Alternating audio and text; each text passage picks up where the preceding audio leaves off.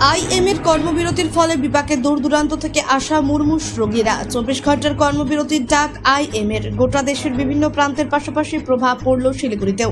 Uttarbanga medical college ও হাসপাতালের পাশাপাশি শিলিগুড়ি জেলা হাসপাতালেও যথেষ্ট প্রভাব পড়ল। সকাল থেকেই বন্ধ আউটডোর পরিষেবা। স্বাভাবিকভাবেই এদিনও খোলেনি টিকিট ঘর।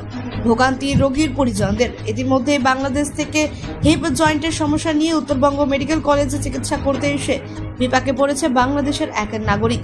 চিকিৎসা পরিষেবা অব্যাহত থাকায় 4-5 দিন ধরে তাকে হয়রানির শিকার হতে হচ্ছে। উত্তরবঙ্গ তো বটেই, উত্তরবঙ্গের পাশাপাশি বাংলাদেশ, নেপাল ও ভুটানের বহু মানুষ নির্ভর করে থাকে উত্তরবঙ্গ মেডিকেল কলেজ ও হাসপাতালের ওপর।